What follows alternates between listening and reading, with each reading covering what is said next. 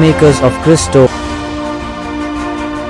இயேசுவில் அன்பார்ந்த சகோதர சகோதரிகளே, மூன்றாவதாக நாம் பார்க்கிறீர்களே, நட்பு எவ்வளவு சிறந்தது, அன்பு எவ்வளவு சிறந்தது, உறவு எவ்வளவு மேம்பட்டது என்று தியானிக்கையிலே தானியேல் புஸ்தகம் 1வது அதிகாரம் 6 20 வரைக்கும், 2வது அதிகாரம் 17 18 முடிய, 3வது அதிகாரம் 16 28 முடிய பார்க்கையிலே தானியேல் என்ற ஒரு அன்பான மகன், ஜெப வல்லமை உடைய மகன், பரிசுத்தம் உடைய மகன், மாம்சங்களை தின்னாத மகன், இறைவனோடு ஒன்றித்திருக்கிற மகனுக்கு 3 நண்பர்கள் இருக்கிறார்கள்.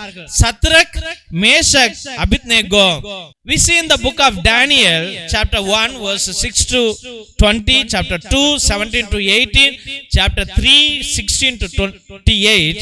We see a person called Daniel, a person with a pious heart, a person with a devotion, a person with holiness, a person with a prayerful hearts, a person with kindness, a person with simplicity, a person with humility, a person who does not touch non-veg, a person who always prays to the God of Israel.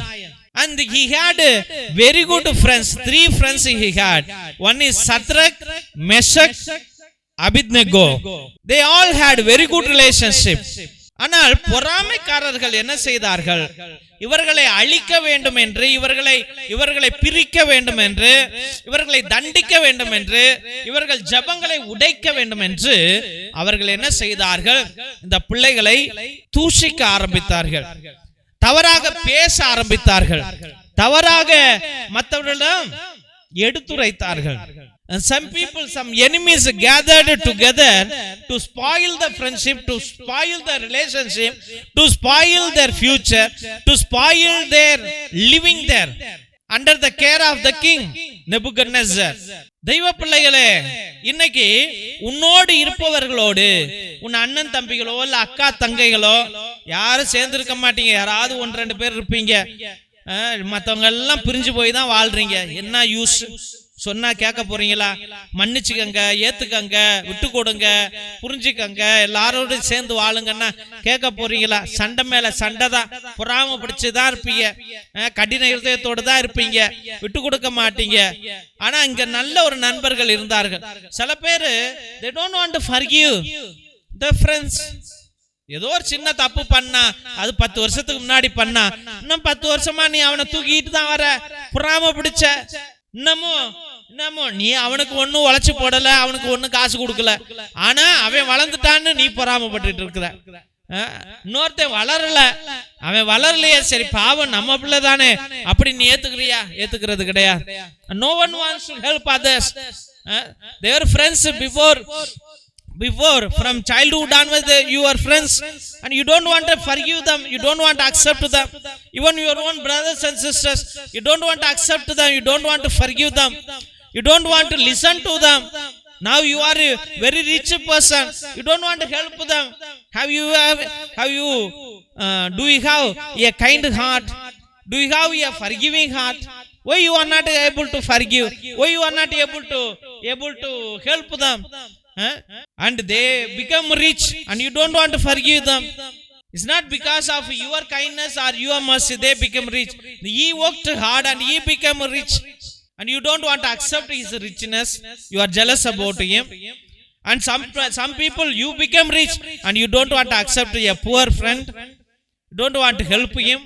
Lot of mind, lot of differences in our living. எதை நோக்கி செல்லுகிறோம்? Where are we traveling? Are we going to take all the property from this earth? Are we going to finish up all the property that you earned before your death? நீ சாவதற்கு முன்பதாக எல்லாத்தையும் செலவழிச்சிட்டா போற கிடையாது. நீ ஏதாவது எடுத்துட்டு போறியா? அதுவும் கிடையாது. தெய்வ பிள்ளைகளே, it's only a name that you gave. இந்த ப்ராப்பர்ட்டி என்னது? ஆனா மேலேந்து ஆகாயத்திலிருந்து பார்க்கும்போது அந்த ப்ராப்பர்ட்டி யாருதுன்னே தெரியாது. இந்த ஊரை விட்டு போனா தெரியாது, இந்த உலகத்தை விட்டு போனா தெரியாது. தெய்வ பிள்ளைகளே, பேரை மட்டும் மாறிக்கிட்டே தான் போகுது ஒழிய எந்த ப்ராப்பர்ட்டி எங்க இருந்துச்சோ அங்கதான் எல்லாம் இருக்க போகுது. பேர் மட்டும்தான் மாறிட்டு இருக்கோம். அதை ஒன்னால ஒன்னும் செய்ய முடியாது. You are living on this earth. நீ ஒரு வாடகைதாரர், அவ்வளவுதான். வர வாழ்ற போற, வர வாழ்ற போற. No one is going to take away the property. Only name is being changed. Generation to generation, name is changed. The property remains in the same place. The property remains in the same place. But what is important? My relationship with others, my relationship with God. They were very good friends because they had a relationship with God. அவர்கள் நல்ல நண்பர்களாக இருந்தார்கள். அந்த நட்பு கடைசி வரைக்கும் உடையவே இல்லை. ஏனென்றால் அவர்கள் கடவுளோடு நண்பர்களாக இருந்தார்கள். இன்னைக்கு தண்ணி அடிக்கிறதுக்கு ஃப்ரெண்டா இருக்க, பிள்ளைங்களோட சுத்துறதுக்கு ஃப்ரெண்ட் ஆகுற, இல்ல சைட் அடிக்கிறதுக்கு ஃப்ரெண்ட் ஆகுற, இல்ல பிசினஸ் தொடங்க ஃப்ரெண்ட் ஆகுற, ஜபத்துக்கு ஃப்ரெண்டா இருக்கிறியா? ஜபத்துல ஃப்ரெண்டா இருக்கிறியா? தெய்வ பிள்ளைகளே, இன்னைக்கு ஜபத்துல ஃப்ரெண்டா இருக்கிறவங்க வயசான 4 கிழவிகளா தான் இருக்கும். நம்ம ஊர்ல வயசான 4 கிழவி சேர்ந்து ஜபம் சொல்லும். அது ஒண்ணு அங்கிட்டு பார்க்கும், ஒன்னு இங்கிட்டு பார்க்கும். ஆனா தெய்வ பிள்ளைகளே, நல்ல நட்புடையவர்கள் நல்லா ஜெபிப்பார்கள். நல்ல ஜெபிப்பவர்கள் நல்ல நண்பர்களாக இருப்பார்கள். That is the secret of friendship. My dear friends, we have friends for business. We have friends for roaming with the girls. We have friends for dinner. We have friends for drinking. We have friends for parties. But do we have a praying friend? Do we have a group of friends who always pray? A persons who pray will be good friends. A friends who pray will be very good friends. This is the secret of friendship. This is the secret of friendship. ஜெபத்தில் இருக்கிற நண்பர்கள் நிச்சயமாக கடைசி வரைக்கும் நம்மோடு இருப்பார்கள். அதனால மற்ற ஃப்ரெண்ட் எல்லாம் விட்டுட்டு, don't waste time by being with all these friends. All these fellows, leave away. They are only spoiling your life. They are only danger to your life.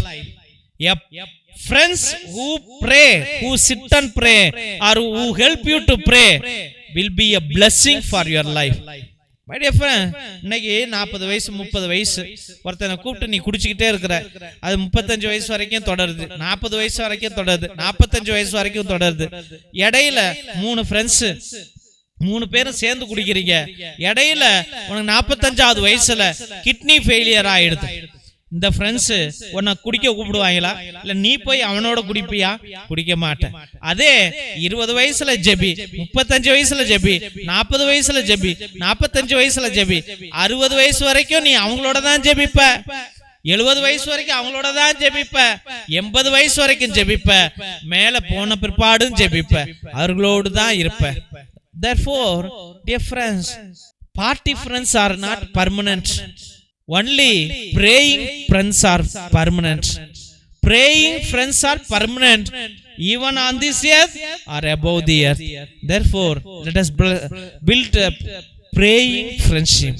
ஜெபிக்கும் நண்பர்களை நாம் எந்நாளும் கட்டுவோம். ஆமென். திருசிலுவை ஆசீர்வாதத்தை பெற்றுக்கொள்வோம். தந்தை ஆசீர்வாதத்தின் திருசிலுவை. திருசிலுவை உனக்கும் உன் குடும்பத்திற்கு வெளிச்சமாய் இருக்கிறது. நரக சர்ப்பம் உனக்கு அதிபதியாக வேண்டாம். சாத்தானே அப்பாலே போ. அபத்தங்களை பிள்ளைகளுக்கு போதிக்காதே. நீ கொடுப்பது தீது, நீயே அந்த நஞ்சை உட்கொள். நற்கருணை ஆசீர்வாதத்தை பெற்றுக்கொள்வோம்.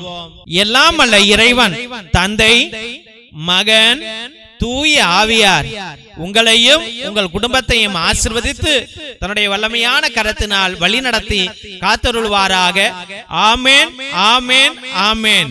இயேசுவில் அன்பார்ந்த சகோதர சகோதரிகளே, ஒவ்வொரு நாளும் மதியம் 2:30 மணியிலிருந்து 4:30 மணி வரைக்கும் உங்களுடைய ஒவ்வொரு கருத்துகளுக்காகவும், நேத்து திருப்பலி, மரித்த ஆத்துமாக்களுக்காக திருப்பலி, மாசிலா குழந்தைகளுக்காக திருப்பலி, கிரகோரியன் திருப்பலி, சிறப்பு திருப்பலி, நவநாள் திருப்பலியை ஒரே குருவானவர் 2 மணி நேரம் ஆண்டவரோடு பரிந்து பேசி ஜெபித்துக் கொண்டிருக்கிறார். உங்களுடைய திருப்பலி கருத்துக்களை கீழே இருக்கிற வாட்ஸ்அப் நம்பருக்கு அனுப்புங்கள். அதே நம்பருக்கு ரூபாய் 100 செலுத்தினால் உங்களுடைய ஒவ்வொரு கருத்துக்களுக்காகவும் திருப்பலி அர்ப்பணிக்கப்படும். உங்களுடைய நீண்ட நாள் கருத்துக்களுக்காக நேர்த்தி திருப்பலியை ஏறடுங்கள். 3 திருப்பலி, 5 திருப்பலி, 7 திருப்பலி, 9 திருப்பலி, 12 திருப்பலி, 21 திருப்பலி, 30 திருப்பலி, 33 திருப்பலி என்று நீங்கள் அர்ப்பணிக்கலாம். உங்களுடைய ஒவ்வொரு கண்ணீரையும் தேவனுடைய பாதத்தில் சமர்ப்பித்து உங்களுக்காக ஒரே குருவானவர் ஜெபிக்கிறார் என்பதை அன்போடு நினைவு கூறுங்கள்.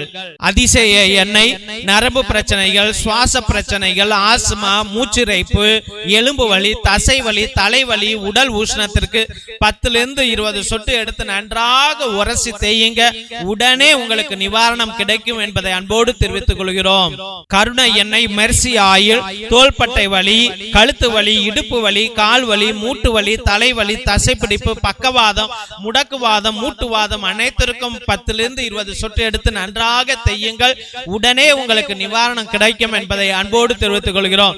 தெய்வ பிள்ளைகளே, இந்த எண்ணெய்கள் தேவனால் கொடுக்கப்பட்ட எண்ணெய். இது தேங்காய் எண்ணெயோ மற்ற எண்ணெயோ கிடையாது. தெய்வ பிள்ளைகளே, இது மூலிகை எண்ணெய். தேவன் அதிசயங்களை செய்ய வல்லமையாக கொடுத்த எண்ணெயை நீங்கள் வாங்கி பயன்படுத்தும்படியாக அன்போடு வேண்டுகின்றோம்.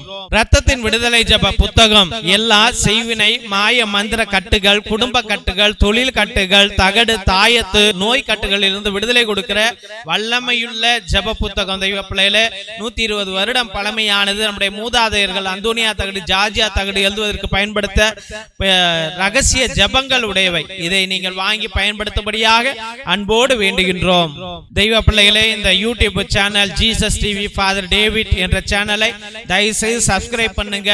இதை ஷேர் பண்ணுங்க. உங்களுடைய வாட்ஸ்அப் ஸ்டேட்டஸ்ல வையுங்க, வாட்ஸ்அப் குரூப்ல வையுங்க. இந்த ஊழியத்தை நீங்களும் பலப்படுத்தும்படியாக அன்போடு வேண்டுகின்றோம். மற்றுமாக எங்களுடைய ஏழை எளிய பிள்ளைகளுக்கு உங்களால் முடிந்த பழைய துணி, பத்தாவது துணி, நோட்டு, பேனா, புத்தகங்கள் என்று நீங்கள் அனுப்பலாம் என்பதை அன்போடு தெரிவித்துக் கொள்கிறோம். God bless you all. Praise the Lord. Hallelujah.